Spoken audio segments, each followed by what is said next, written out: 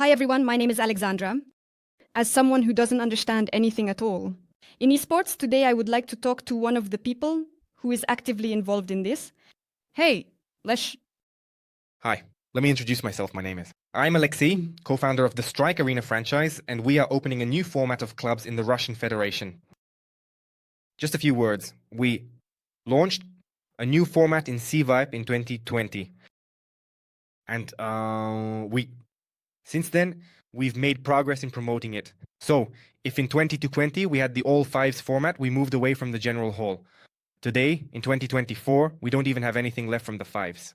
We really push for a format that includes not just fives, but also solo, duo, and trio. And overall, we are making our clubs for an adult and financially capable audience. So, how did you originally come up with the idea that you wanted to open a network of computer clubs? The idea was actually simple. A friend called me. I was living in Moscow at the time and working at a car dealership. A friend from Cheboksary called me and said, listen, I was in Kazan at a computer club. It's called Artplay? No, not Artplay. Artcore. I think it was Artcore and it was really cool. So let's open one in Cheboksary. I said, what computer clubs? It was June 2018. And I thought, well, just out of curiosity, I'll go check it out.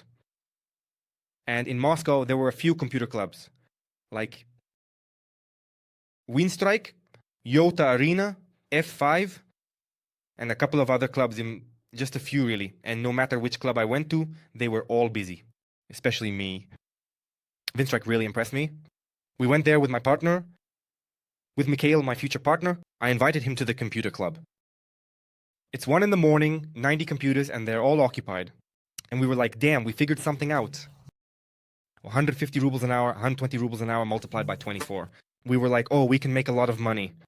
That's how the idea to open a computer club came about.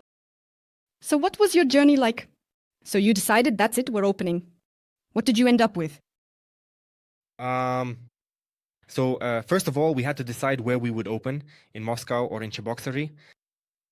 We're originally from Cheboksary, but at that time we were living in Moscow. And it so happened that I worked in sales, and my partner, he was involved in technology, he was involved in programming, selling, assembling computers, and everything that is connected, in principle, with technology. I don't know anything about that at all. It just so happened that our skills matched perfectly.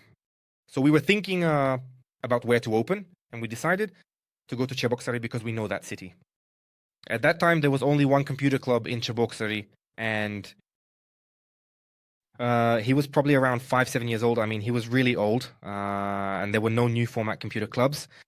So we arrived, and basically we were the first ones to open a computer club in Cheboksary. So we became the best in Cheboksary, and we didn't end up opening in Moscow just like that. Did you find investors? So, of course, there was the question of finances. We drove cars. I had an Audi and he had a Kia.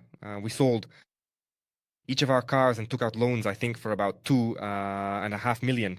That is, he took as much as they gave him, I took as much as they gave me, and let's go open up. So the first computer club, by the way, wasn't just about taking pictures, no. We actually painted the walls ourselves.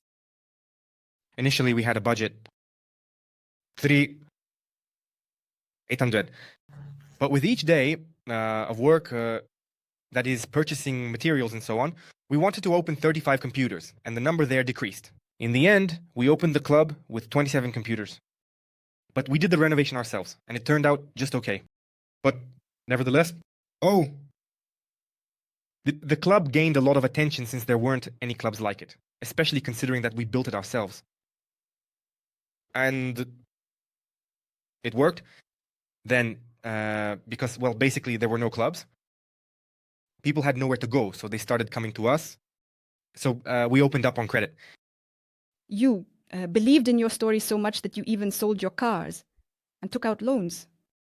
But it can't all be smooth sailing. Were there any mistakes, any pitfalls that you encountered? Yeah, there were definitely a lot of mistakes, starting with the fact that we bought the wrong tables, we had the wrong chairs. I mean, absolutely everything was done very poorly because we found chairs that were being sold in Cheboksary, so we didn't get gaming ones. Keyboards, mice, monitors, and so on. So we went into Windstrike. Oh, no, not Windstrike, Toyota Arena in Moscow. They had these huge monitors.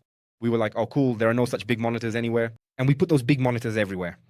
And on such large monitors, it is only convenient to play in a tank. And for example, in Counter-Strike, even in Dota, it's the same. It's uncomfortable to play on such monitors.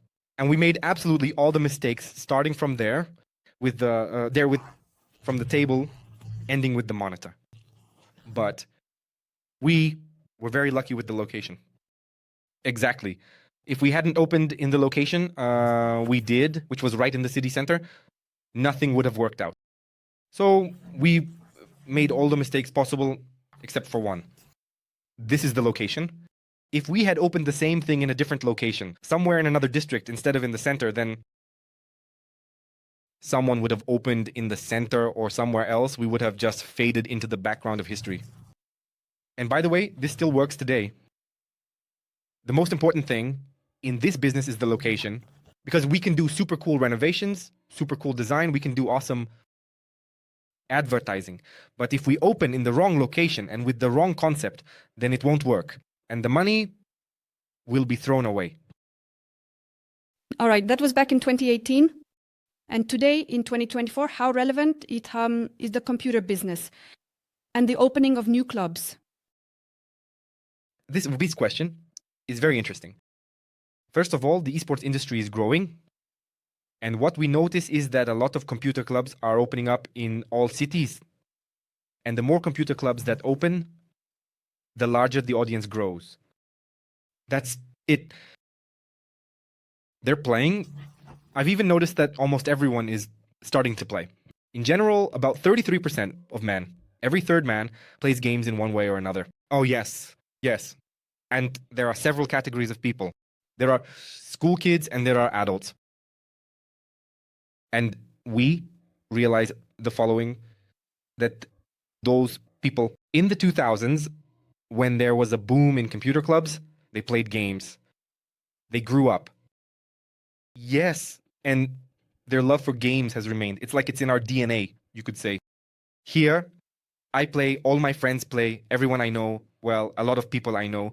Yeah, they all have families, kids, but they still play. And for them, clubs are still relevant. But we noticed a problem of the following nature. Clubs are opening up. Maybe for kids. I mean a format for kids. A club for kids, they create an atmosphere for kids so that they like it there. But for adults, they don't create any infrastructure for them.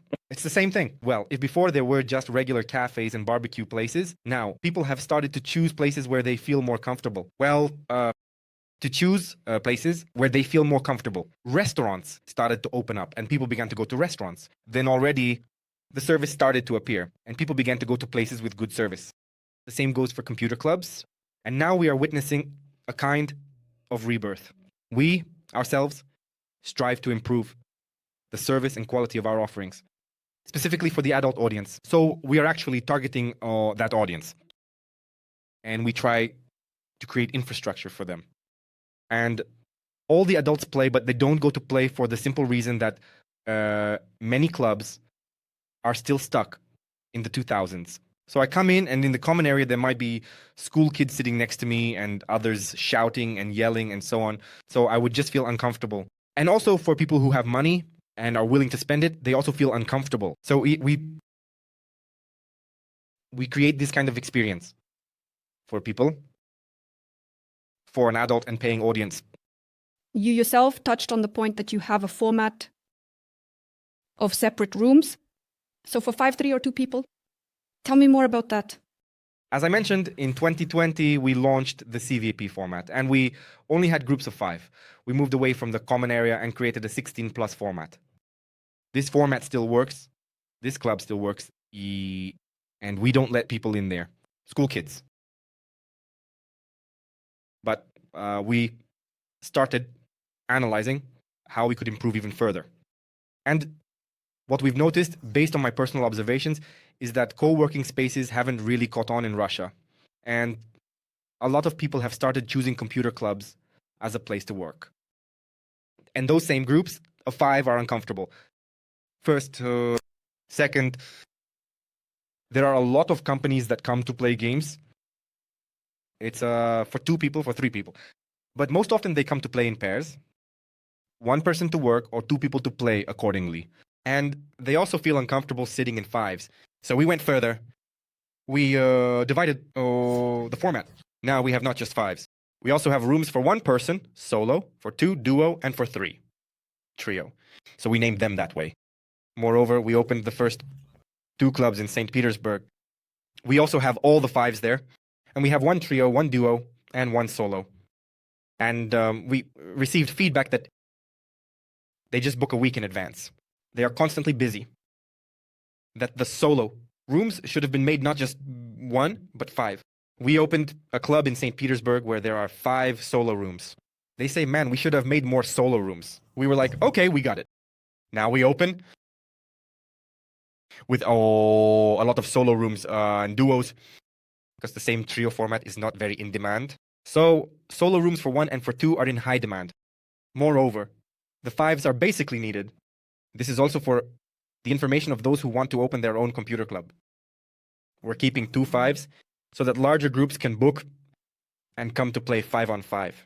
This is KSK. This is Dota. Well, basically, that's it. We gather every Friday with friends. We play Dota 5-on-5, so we come to the club, book these 10 computers, and we leave the 5s for them. The rest are all rooms. We're creating rooms for 1, for 2, and for 3, with the idea of making solo rooms for 2 people and for 3 people. Did you see that somewhere? Or did you come to this conclusion on your own? Actually, I was inspired by what I saw. I was watching everything closely. So I try to always keep my finger on the pulse, always watching for new trends, and I always aim to either be ahead of the trend or at least not fall behind. The idea of solo rooms, it is generally, it's not new. And the most interesting thing is, when we opened our first computer club in 2018, there were already these solo rooms in the same art core in Kazan. There were solo, duo, and trio rooms. Well, they were there, but somehow everything was about them. For some reason, they forgot. So basically, this isn't new. But when we opened the 5s, I saw that in 1 computer club in St. Petersburg, they also opened solo rooms. I just walked in, took a look, and thought, wow, this is cool. We need a percentage. We need to do exactly the same, right? And I was convincing my first partner, who is also in St. Petersburg, let's create solo rooms for this trend. They were like, no, we shouldn't. No one has that. Well, this is not it. This might not work. It's unclear. You haven't tried it. Why do you want to test it on us? I said, no, I really feel that this is going to be a trend, that this is a new level, and it will bring more money for you as well as more comfort for the guests. So, we launched, we created 2 solo rooms, and it really took off. Even when I come to these same clubs, when I'm just passing through, I usually come alone. Typically, I go straight to the solo room. It's just perfect for 1. It can cost basically any amount of money because generally a trip to a computer club, for 3 hours, the average check is around 700, maybe 1,000 rubles. It's basically fine when you don't go there often. What did your friends say afterwards? They were spinning fingers at temples, but then... Well, they're not friends, they're our partners. Yeah, who bought the franchise from us? They said it was cool, that it worked. And they tore it down. There was a common hole. They've now converted it into solo, duo, and trio. You're laughing so mischievously. Yes. Well, they just didn't believe in this format at first, but then they started to change things up. They also told us that, yeah, we should have done all these rooms right from the start. Yeah, all right. Besides that, perhaps what other trends are there in the computer club industry? So far, the only trend I see is in service. For service and for what? There are a lot of people who lack infrastructure. It's the same with that service. Well, let me explain. Our company, we're adults, we earn money. There are 3 to 4 of us. Well, sometimes 5, and we want to play. And there are very few computer clubs that can provide this service where we go, where we will be comfortable, where we will be served, where we will not be sworn at, and where we'll enjoy being there. And I see this situation in absolutely every city. Let's take Cheboksary. There are 24 computer clubs here. Out of these 24 computer clubs, there are only 2 computer clubs where you can come and play with friends, and you won't be embarrassed.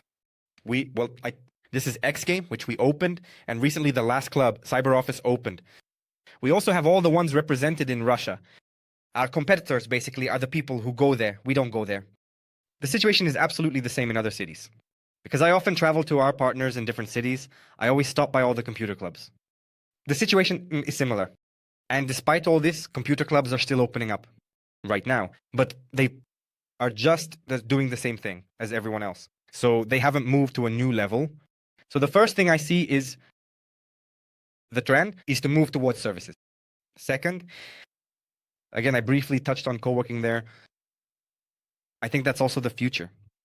People will come in and take up workspaces to do their own things. There for work in the Capitan Club because I came solo, booked for myself, took a package for 7 to 8 hours, paid 600, 700 rubles for it, and you work. You play, you do your own thing, no one distracts you, you are in your VIP room, that's it. And if, for example, you rent a co-working space, then it's 1.5, 2, 3,000, and there you are, also sitting in the common room essentially. This is how it would be. This is the second one. The direction that I see. All right, besides the service, what makes the Strike Arena franchise unique compared to other competitors? I can't say anything about the other competitors. That's where, without a doubt, everyone has their own uniqueness. I can only speak for my product, for my service, for what we offer. That's exactly right. I am fully convinced that the success of a computer club depends on 3 things. The first thing, without a doubt, is the location. The second is the concept. And the third is the service. I can also say with 100% confidence that I am specifically responsible for the location. I have a vast experience in selecting locations. Every partner of ours who opens up does so in the right place. And that's already 50% of the success. We can search for a space for as long as a week or even 3 months until we find the one that suits us. The second is the concept. We are, in fact, the first on the market to implement this concept format. 5, solo, duo, and trio, and who scales it to the masses. And we don't see anything like this with any of our competitors. And that's our main advantage, essentially. And the third is the service. Since we are creating computer clubs for an adult and paying audience, we have moved away from tournaments for kids. We have moved away from school children, but that is to provide services and computers for them. We only cater to an adult and paying audience who have money and want to spend it. So, these are essentially our 3 advantages that we see and which will help us earn in 2024, 2025, 2026, and so on. And right now, essentially, the market is empty, you could say, because all computer clubs, or rather most of them, are the same. You walk in, there's a common area, 1 or 2 VIP rooms, and basically everything opens up near schools. And basically the market is free. Open up wherever you want with our format, essentially, and attract the audience, work, and earn. But also, there are a couple more tricks that we have, but we only share them with our partners.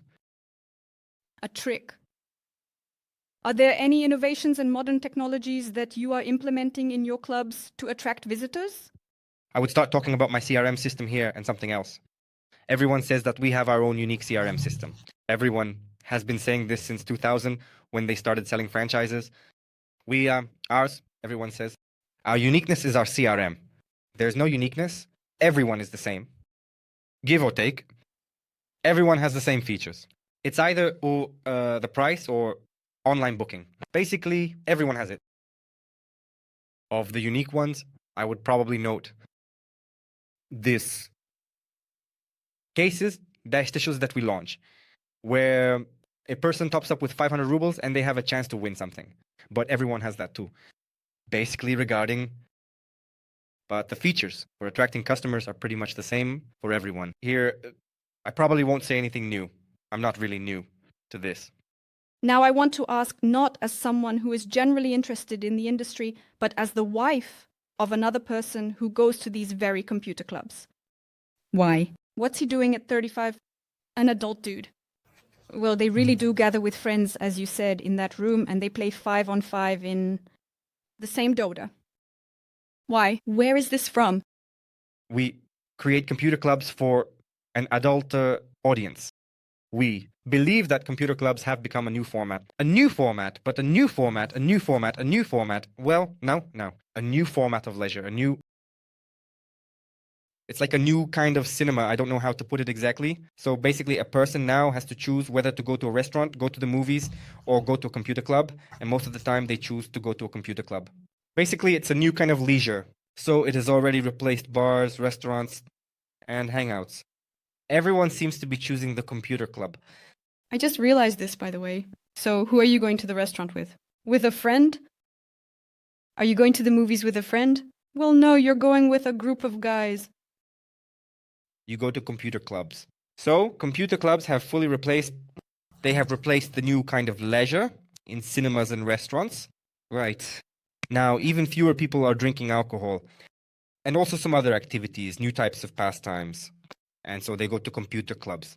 By the way, there was news yesterday that the first esports Olympics will take place in 2025. I don't know if you've seen this or not. So they just announced that the first Olympic Games for esports will be held in Saudi Arabia. So we've already reached that level. And I'll say more, the esports industry and gaming in general, it's not going anywhere. It's already here, it's already solid, and it's only going to expand and develop. Well, that's right. So many different tournaments are happening. It's about time for the Olympics. Yeah, but again, Strike Arena doesn't focus on tournaments as its primary focus. It doesn't emphasize esports or make it a central aspect of its gaming experience or prioritize it in any significant way. We focus on people like your husband who are 35 years old, who just want to come, play, take a break from everything for a couple of hours and then go home to their wives. So we create clubs for them. Thanks to you, there's one less anxious wife sitting around worrying about why he's going to those clubs. That's it, I'm calm now, we're taking all of this to the masses. They don't drink, they don't do anything bad there. They basically just go for a couple of hours and recharge. You really recharge there. We also get together on Friday evenings, play Dota 5-on-5. We come, so we play there for about 3-4 hours. First of all, it really connects us. If we're mostly chatting in the group, then on Fridays, we have this legitimate reason to all meet up. So we didn't go to a club or a cafe to drink, right? We went to a computer club, which seems harmless. First of all, we all got together. And second, we played for 3-4 hours, recharged, and let off some steam there, right? Emotions? Emotions, of course, were let out, and then we went home calmly. And if, for example, you lose to another team, there's this eagerness to meet up the next Friday to try to win. It's also an interesting psychological moment, isn't it? Yes. And that's actually what indeed makes them come back, right? It truly makes big groups certainly return to computer clubs again and again.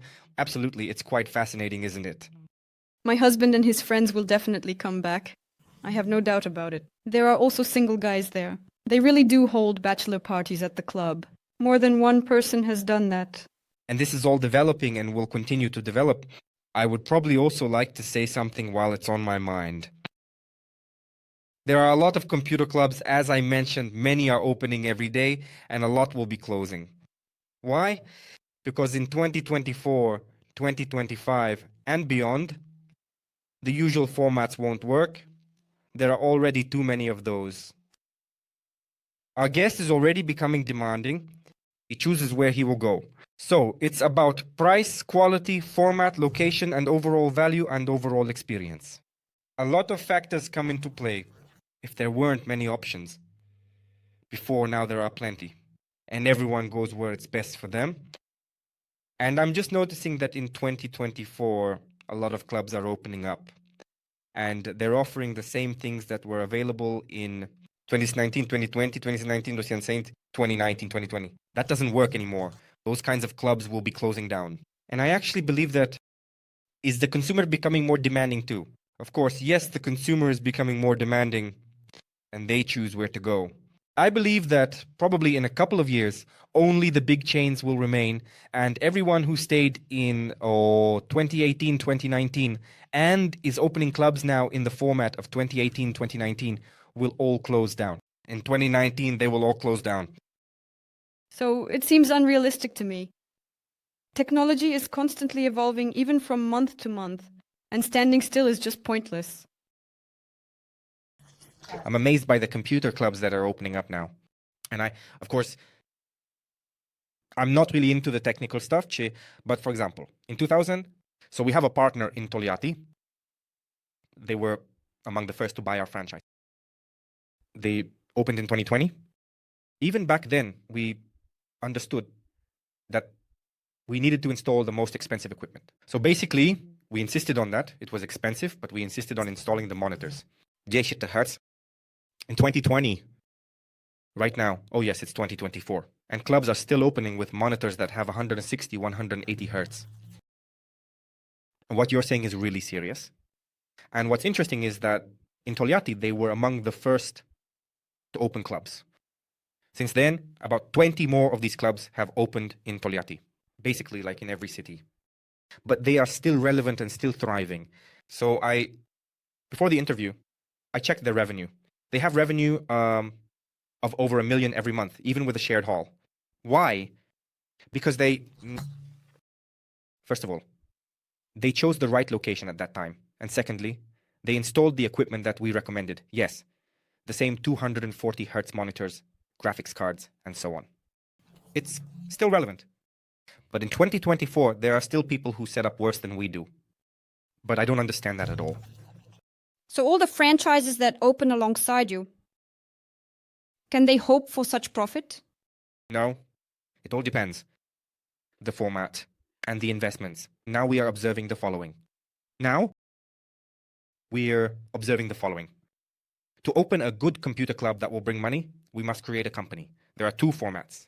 There's a format for 10 million and there's a format for 20 million. For 10 million, you can open a nice, beautiful, quality computer club with 20 machines and seats. Someone says that we can open it for 5 million, for 6 million. It's possible, but very difficult, and it won't be of the same quality.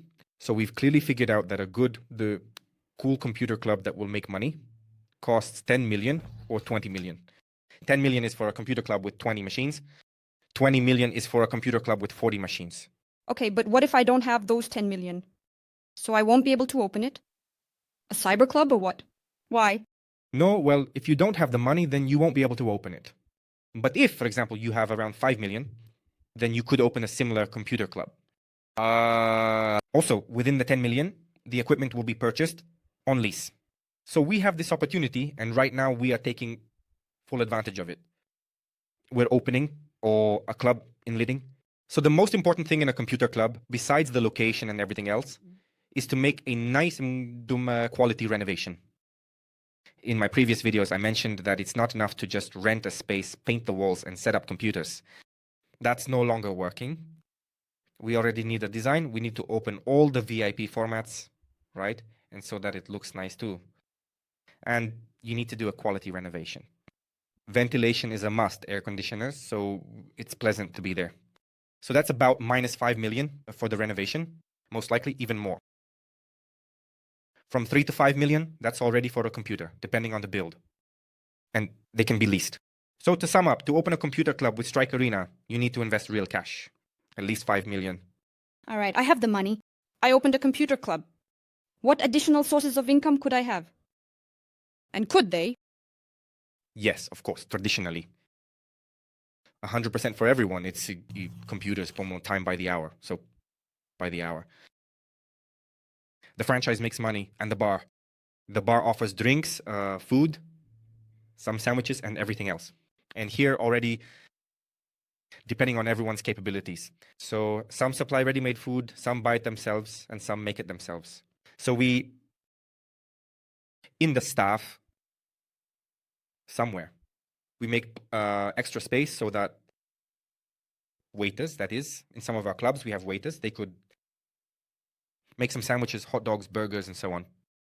But there's also this type of income, which isn't everywhere, like hookahs and alcohol. For example, in Tayumen, we have a format, firstly, 16 plus.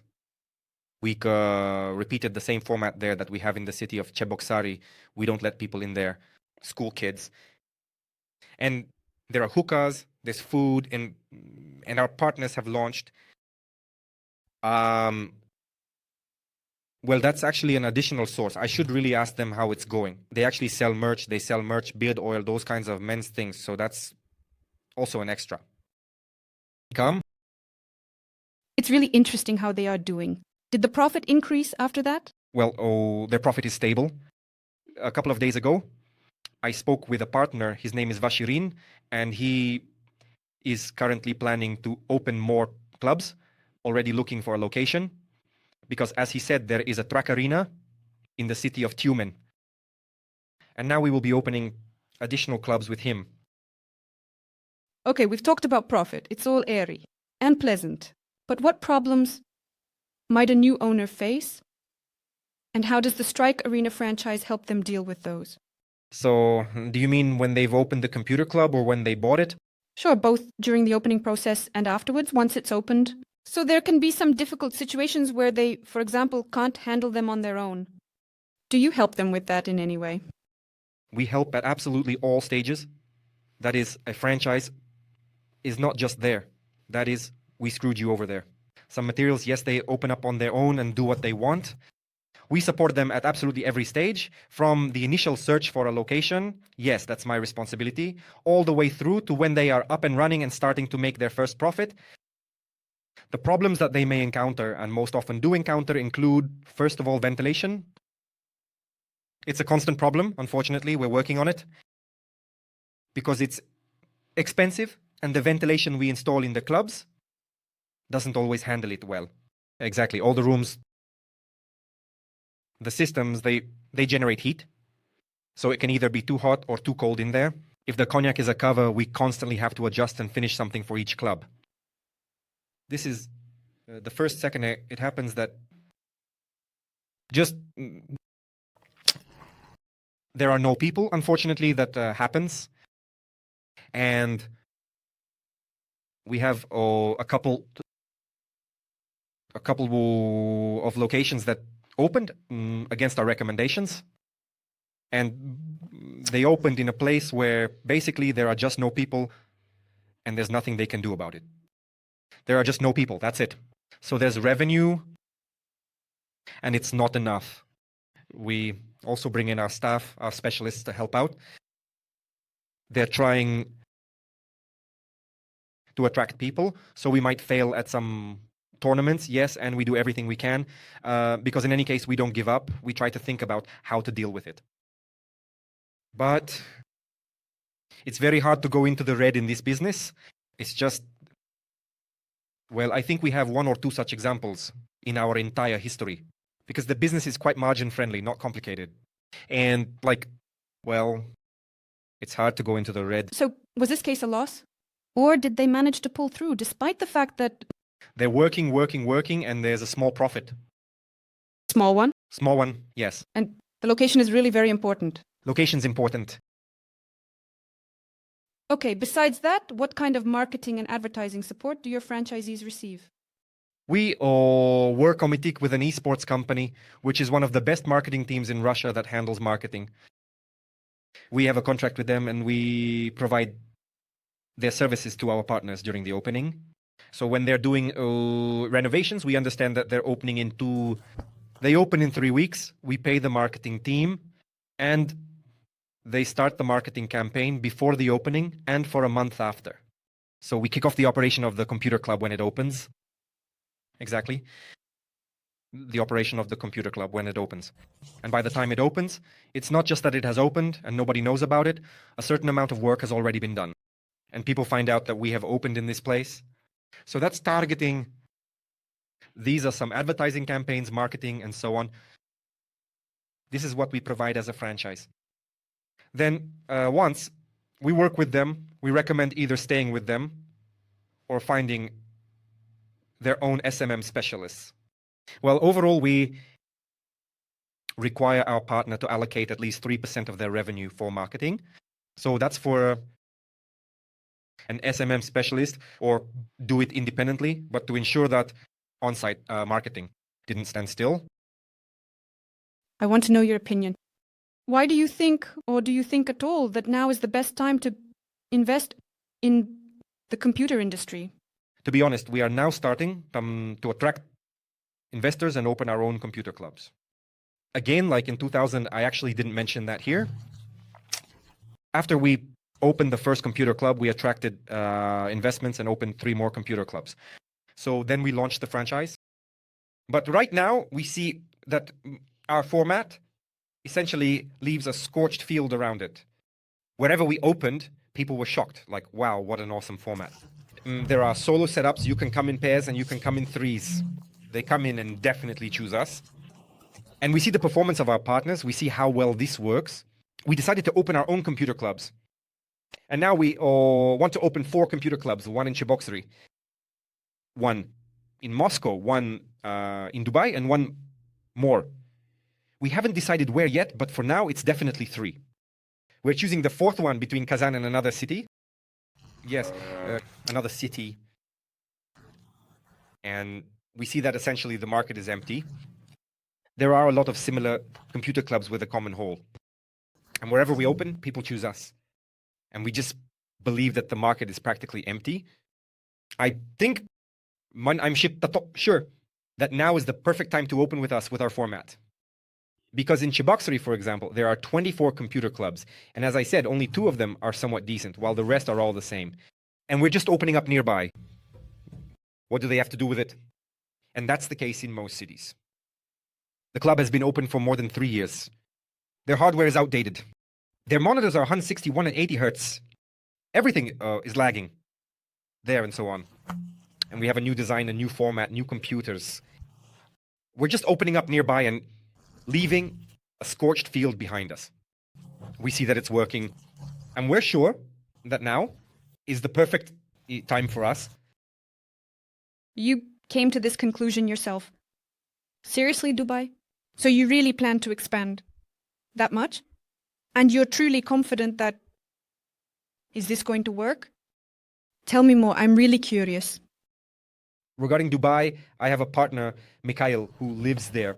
And we're both living in Dubai together. He sees the market there. He notices that computer clubs are opening up, that they're thriving, and we already have negotiations going on about opening a computer club there.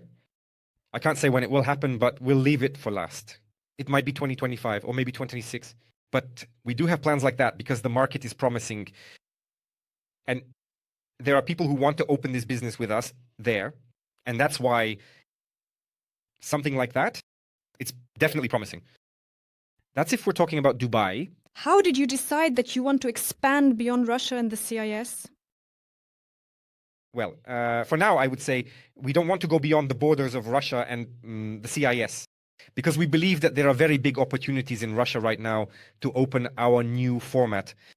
I don't see the point in spending our effort and money or to open up somewhere else. It's better to focus our efforts here in this market. Here we can keep opening in Dubai because my partner lives there and he wants to open a computer club. It's all simple. I thought we would conquer this world. No. We need to master the local market first. So more promising. Here, the next 5 years. What changes thus are expected in the computer club industry? As I said at the beginning, all clubs that were opened in the old format and those that are opening now will close, also in the old format. I don't understand why. And most likely, only the network clubs will remain. I'm thinking like this. Either people who are opening in a similar format to ours. I think that there are prospects in it. Those who are opening in the old format, but they will close. Here's how I see it. A lot will be opening now. A lot will be closing. Opening and closing, but the network clubs will survive. Like basically probably in any business, after some time, the strongest will remain. Well, again, based on this, why shouldn't you be afraid to open a computer club right now? I would be afraid to open a computer club right now. Well, right now, a computer club, for example, I told you how we opened a computer club in 2018, right? We sold our cars, took out loans, and went for it. Basically, I did it all by hand. I took a spray can and painted the crooked walls, and we ordered some tables that swelled up after 3 weeks and chairs that broke. And it worked well because there was no one else. The market was empty. At that time, there was one. Now there are 24 computer clubs in Cheboksary, but back then there wasn't a single one. Well, there was one. That's it. And we got lucky. You could say we were fortunate. Right now, you won't get lucky. 100% you won't get lucky. If you don't have any experience, then there's really no point in opening a computer club. No, it's just that you'll lose money. Well, again, what about network support? With network support, I definitely think, I believe that the role of franchises is very significant right now, not just for ours in general, because opening a computer club without experience is really a 50-50 chance. First of all, you might not choose the right location, you might not know what format your club will have, and how to handle the renovations for the computers. Well, it used to work, but now it doesn't work. There's a very big risk. Right now, if you open a club on your own, the chances of it failing are really high. As for our franchise, well, I'll speak for ours. I've accumulated a lot of experience. I always keep my finger on the pulse. I constantly visit new computer clubs. Just now, for example, I went to St. Petersburg. I visited all the new computer clubs there. They have a premium format. I went to Moscow, so I know absolutely everything, all the trends and so on. I know every computer club where everything has opened up. And we have accumulated experience. And it's much easier and safer to open with us. It's not a fact that I can guarantee you'll make money if you open with us, but I can definitely guarantee that it will be much easier for you to open a computer club with our franchise. Because opening a computer club without experience is really scary, and I wouldn't recommend it. 100%. And what would you advise to someone who wants to open? Strike Arena? I would recommend buying our franchise and open a computer club with us. So there won't be any other advice? Yeah, there probably won't be any other advice because I definitely don't recommend diving into this on your own. That's a really big risk. Name 3 reasons to choose the Strike Arena franchise. I'll probably answer the question differently. I was once driving. I was driving to the airport in Karachay, Cherkessia with a taxi driver. I told him what I do, and he asks me, why should I open a franchise or even buy a franchise? What's the point? I replied to him like this, and then he was like, wow, cool, let's talk. Look here. In 2019, we opened the club on our own in 2018. So we learned the hard way about a lot of things, starting from tables, chairs, monitors, and so on. In 2020, we opened, in the second iteration, we're opening a club in an all-VIP format, so we're moving on to a new stage. In 2023, we begin to scale this stage and receive feedback from our guests about what they have enough of and what they lack. In 2024, we will already, having learned all the hard lessons throughout this time, we move on. That is, our next stage is the solo, Duo 3, which we talked about. That is, and during all this time, we have accumulated this experience from 2018, where we painted with a self-supplied spray gun, to 2024, solo rooms, ventilation. That's how to properly build all of this. So, a person who buys a franchise buys all of our experience. That is, if he opened on his own, he would absolutely make all the mistakes himself. And it's not clear whether he would have succeeded or not. But now enough time has passed and we have a lot of experience. And of course, by buying a franchise, he acquires our experience or protects himself from many risks. Can you share your most successful experience in opening a new franchise? The most successful one? Well, it seems to me that right now, the latest case is the club in Parnas, which we actually filmed as well. We searched for a long time for a space and finally chose one location. I'm not familiar with St. Petersburg, and we were almost ready to agree on the lease there, but the landlord presented us with terms that we just couldn't accept in the contract. So we started looking for another space, and together with our partners, we found a really cool location in Parnas. The first rental line was 3,000 per square meter. 3, and we are right there on the first line. But literally, as we were entering the arch, we rented a place there for, I think, 1,500 rubles per square meter, which is half the price. So, and the area matched all our criteria perfectly. So first of all, in this area, we confirmed that our logic for searching for locations is correct. And secondly, that we were able to find cheaper than... What is this all about? The price there is practically unreal. And now we are observing that in their third month, today marks the start of their third month of operation, they have already surpassed 1.5 million in revenue. So I think this is really... Well, I really like such quite successful cases. First of all, how we set up the club there. It's really beautiful. I mean, I walked in and I liked how everything was done there. The guys really did a great job. I saw how when the guys came in for the first time, it was just wow, wow, wow, wow. And I see the people with money confirm that they like it. They choose our club among all the others. And now, the official opening is coming soon and the prices will be going up. I'm sure the revenue is slightly over 2 million a month. It will drop, and I think this is such a successful experience, but I'm satisfied. Meeting Lesher in 2018, WHO was just... You got inspired with the idea of opening a club. What would you tell him? I would say, what are you doing? That's right, because back then, the logic was as follows. We just keep moving forward and make mistakes, making as many mistakes as we can and making them as cheaply as possible. And our main task is to survive. And we kept moving forward in developing, going through training to the stars. And if that Lesher saw you today, what would he tell you?